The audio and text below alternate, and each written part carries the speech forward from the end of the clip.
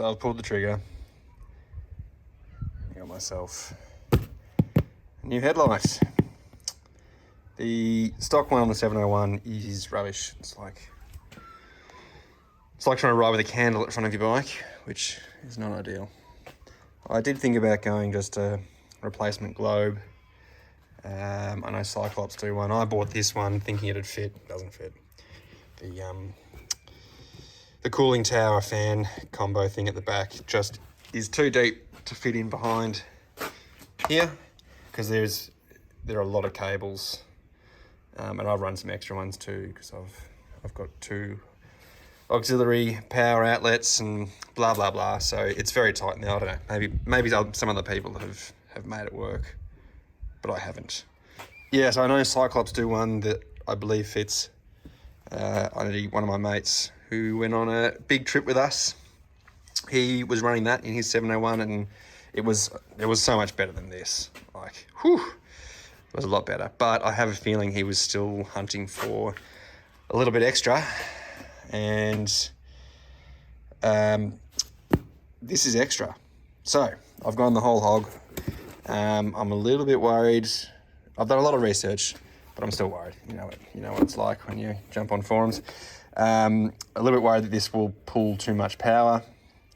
I mean, I don't run nav towers or GPSs or anything, so fingers crossed. I do have a USB output here, high, what do they call it? Quick charge, or a quick charge in here, so it draws a few more amps, blah, blah, blah. And then I've got another USB here as well, which does run my little second iPhone that I run on the quad lock there, which I just use for maps and stuff. Anyway, I digress. So my thinking is that this setup and this will be pretty close to what the stock Stator can keep up with. I'm hoping it just doesn't overdo it. If it does overdo it, then the games continue. Anyway, so this is what I've got. As I said, I went the whole hog because one very wise person said to me once, I believe his name's Johnny. Actually, he said it to me the other day, so that's why it's fresh in my mind. Buy what you want. You know, if you're trying to save money, that's great. Or it's the reverse of great. It's a terrible motto to go by, but buy what you want, because if you get something else, you'll always be wondering. So I'm not wondering. Well, I won't be wondering anyway. This is the Baja Designs XL80, so not the Pro, the 80. This is a full 9,500 lumens. I opted for the spread down the bottom and beam at the top. I believe it's a mid to long distance throw, the whole combo anyway, so it'll be a lot better than that piece of shit. Anyway, I also went and got the harness system that they recommend to go with it. This just means I can hook it up to the stock high-low beam. I don't know the exact breakdown. I was reading someone this morning, he was saying that the Pro version, so not the 80 version, coupled with this on low beam runs at like 20 or 30% or something, and then high beams your full 100%. I'm not sure if that's the same with this or not. I will find out. Or I won't find out. I won't care. But yes, anyway, so this morning's mission is to try and fit that into there. All right, so I've got the headlight assembly off. Literally took like as long as it takes to undo 3 bolts. That's the connection, the stock headlight.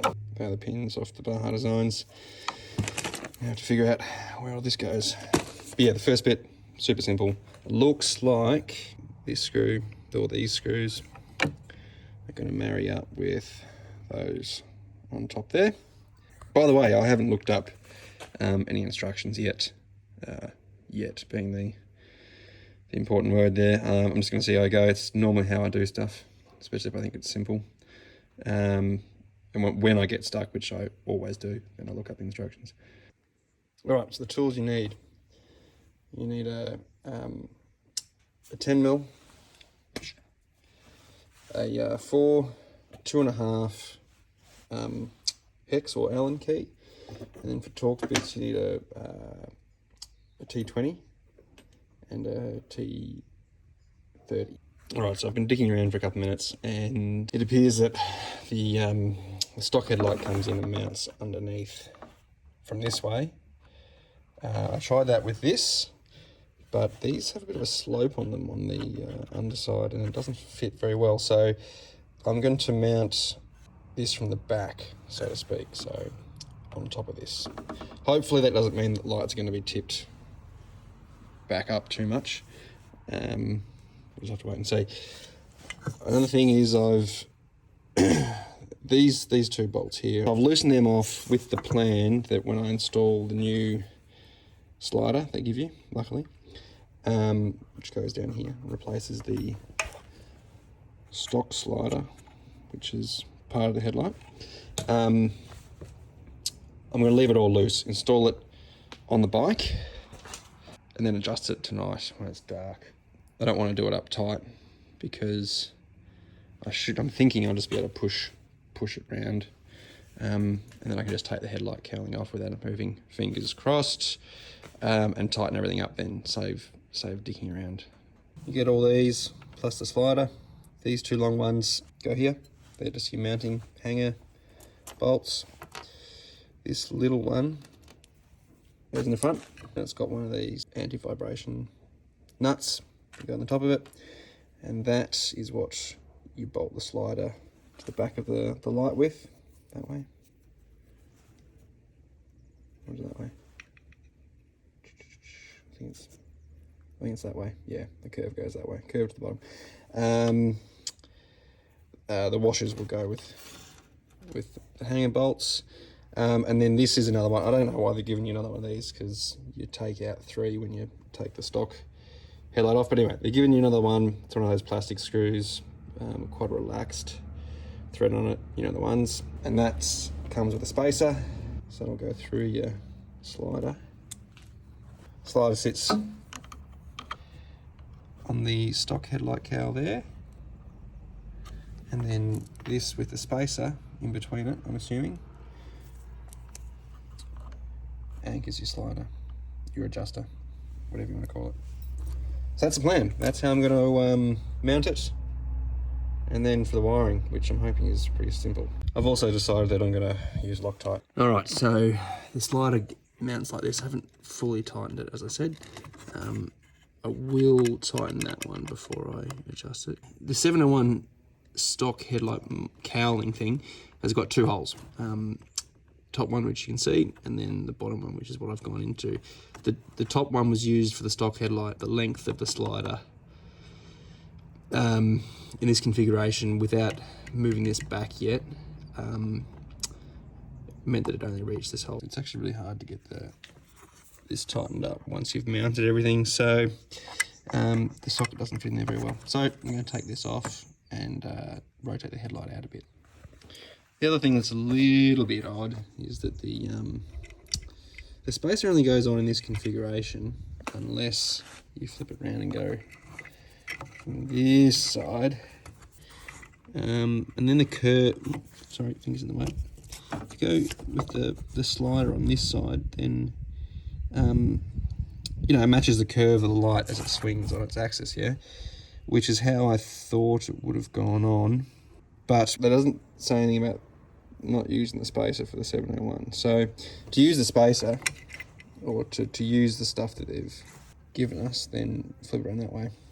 The curve will go slightly against the arc.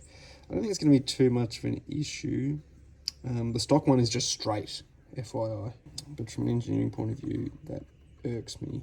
Fuck it, I might just put it on that side and see how we go. Alright, upon further examination, when you tighten up the slider onto the back of the frame, it doesn't line up. So, gonna have to go against the curve. I don't think it'll matter too much. Alright, so I've got it mounted up in the cowling. It was a bit of a fiddle. I don't like how the slider curves the opposite way to the arc that this creates when it swings, but whatever. Anyway, it's in. I'm sure it won't be an issue.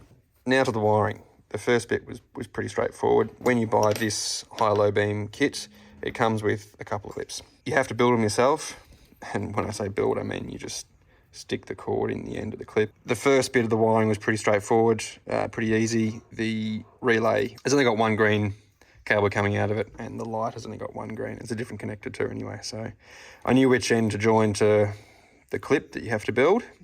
White to white, black to black, green to green, simple. The tricky bit is, or it will be, trying to figure out how this bit works.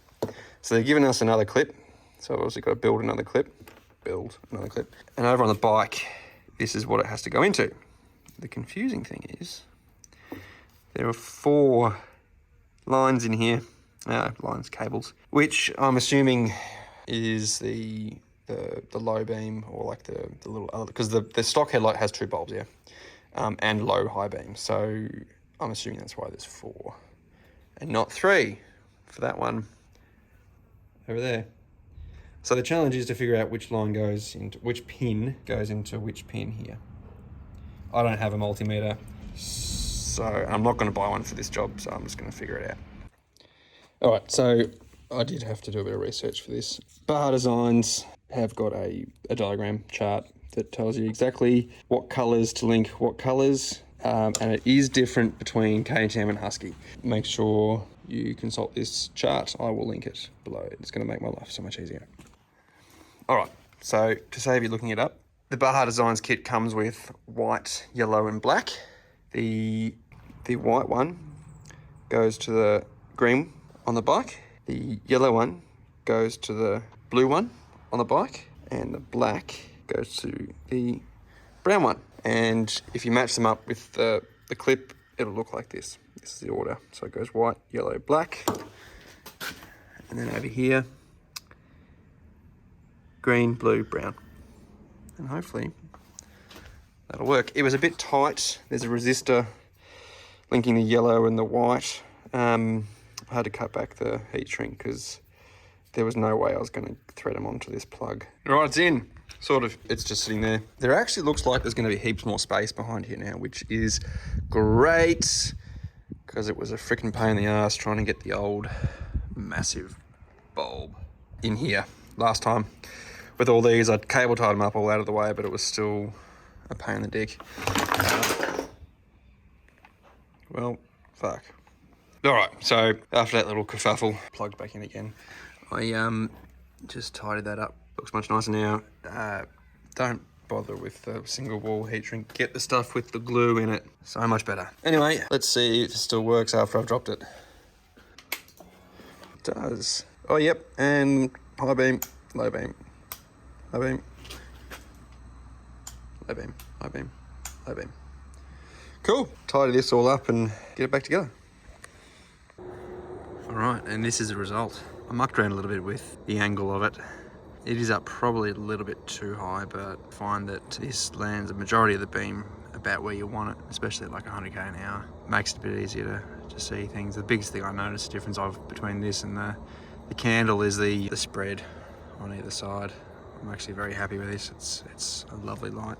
When I adjusted it, instead of using the slider, I actually used some of the main pivot bolts on the unit itself. There's like the center one that it pivots on, and then there's there's one behind it which has got a bit of a race that you can slide. You can loosen it off and then slide it up and down.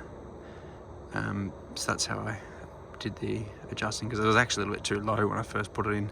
It was all sort of down here, which I mean wasn't too bad, but I wanted a little bit further out because you want to see what's coming. So this is the result. This is low beam, by the way, which is pretty good. It's probably 5 times better than the stock. And this is high beam, which, I mean, the video doesn't quite do it justice, but it's bright. The side here, how well that's lit up, that's probably 10 meters away from me. Those trees on the left are probably, I don't know, 20, 30 meters away from me. And that intersection is probably 50 or 60 meters away. I'm gonna be much more confident at night riding now, I think. Very happy. 100% can recommend.